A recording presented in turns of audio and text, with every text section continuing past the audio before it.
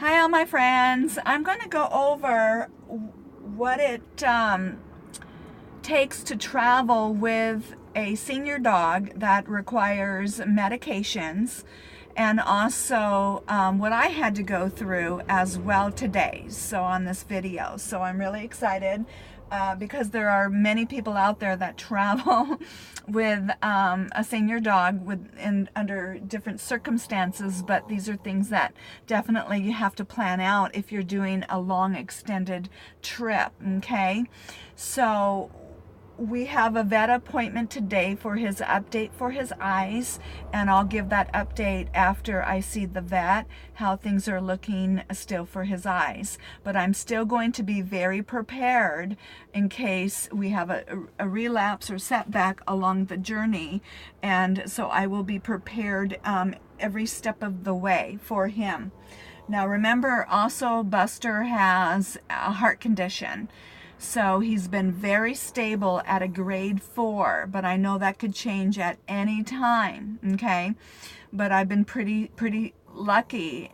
Thank God I've been stable for so long, okay? So what I've had to do is think about how many days are we going to be on the road every month and for the length of duration. So I've thought of from November, and I'm actually going to go all the way out to the end of May, even though I plan on being back maybe around April or maybe early May. But I've had a little extra, several weeks there as a safety measure.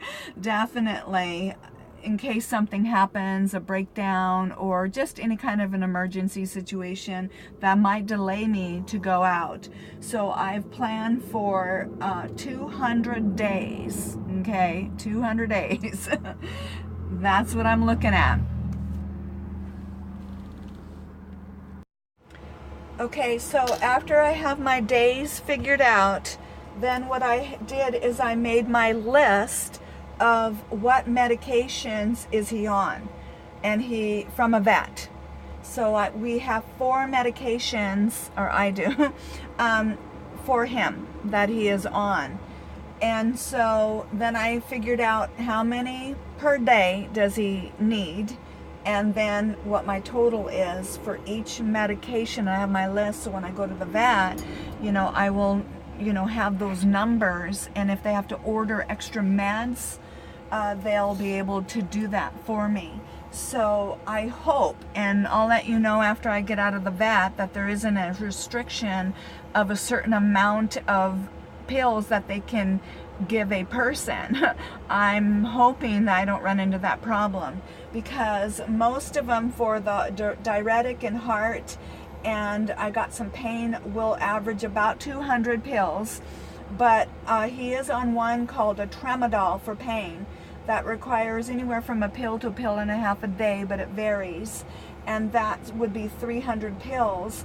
And then Milo is also on that one a day, so that's 200 for Milo. So that particular med itself, I'm going to need 500 pills. So I can't even imagine. I'll probably share when I get out to what this expense is going to be to cover this kind of meds up front. This is going to be quite expensive, but I have to do it. And this is his little medical bag that I travel with, but of course I'll probably be buying bottles of meds for him at those quantities. And then he also does 2 other ones that are from another store, an allergy one, and then I do give him a baby aspirin, a half a one, twice a day. And I really believe that that has kept him stable with his heart this long. I really do. I'm a big Dr. Oz fan that I used to watch his show a long time ago, and he basically did say baby aspirins were very good for people with heart conditions and low dose, and that's what I've been doing with him for years, and he actually was able to stay a very low grade 3 for so long, until March of this year at almost 12 years old, when he finally crossed over to grade 4. And I really think a lot of that had to do with how well I take care of him. He has a good nutrition, and I don't give him a lot of treats and things like that that have any color additives. Very healthy diet for this little guy, and I really think that has a lot to do with getting him this far in his life. Okay, all right, so that's what I've been doing and planning for him. And then, so I'll share after his vet appointment how things look, and then I'll be taking extra meds in case we have an infection again. If I have to put him back on that, I'll have plenty of eye meds on hand to keep him going and steady. And so lots of planning to do when you're traveling with a senior pet, okay? So that's what I've got going on with him. So the next clip, I will share how things went with his vet appointment this afternoon. We're at the vet. There we go. There's the babes. There's the pups. Yeah, they get a little nervous. They want to get as close to me as they can. Milo's jumping on me. It's like, save me. And we're really here for Buster. All right, Buster. There's my boy. Okay, we'll see what happens. We'll see how the vet visit is. Watch me. Watch me. You can look at them. All right, guys. Our gals, my friends. We will see how things go after my vet gets in. All right, so after the vet visit, everything looks amazing for Buster. I am so happy. Miracles happen. Yeah, so his eyes are looking wonderful. So the eye that was the the original one that was having problems is still completely healed, and then I just have to keep putting the meds in just a little bit longer in the other eye. So a couple more weeks, and just keep that going. And I have a vet appointment in 1 more week. So just to make sure everything is still good. But his eye looks both eyes still look amazing. So I am so thankful to God. Oh my gosh. He's healed. Just a little bit in that one eye, but we're so sure we're out of the woods on that one. But I'll keep it going for a little while longer and make sure with the meds that there will not be a relapse on that eye. But no, everything is so wonderful. So he'll get to meet everybody in Arizona. He'll get to do this trip and come to RTR. Oh, I'm so happy. Just, it couldn't be any better than this. So we're still looking great. Oh my gosh. Yeah, there's my boy. Oh my gosh, I came so close to losing him. It was really a close call there, especially right after Labor Day and when I came back. So, or going, at the end of the Redwoods. It was pretty scary a couple times there for us. But no, everything's wonderful. And I have great news about the meds. So one of the things to do about dog meds is keep in mind that a lot of human pharmacies for us humans carry meds that pets use as well. So it's really worth looking around. Now my vet is going to match the prices for a lot of his other meds, the diuretics, the heart. He will match those prices for me that actually would have been cheaper at Costco. I found my Costco over here. I don't know if Costco's are everywhere. I know maybe there's Sam's out there, place called Sam's Club that might be equivalent to it or maybe affiliated with them. I'm not positive, but they beat Walmart. So one of the ones was the Tramadol that I was looking at, and so for 300 pills would have been $17, and through Costco, and it would have been $48 through Walmart. So definitely that's going to be better to do this through Costco. And Milo shares the same kind of pill. Both of them are on that one. So that's a huge savings and why it's going to be worth me getting those meds here at Costco. You know, for my dogs.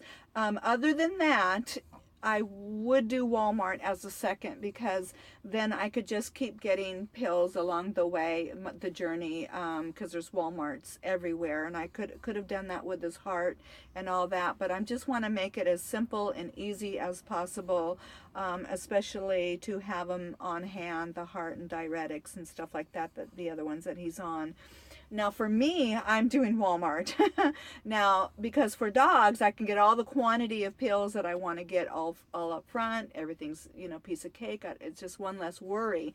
But for me, my doctors or the providers will not give me more than 30-day supply.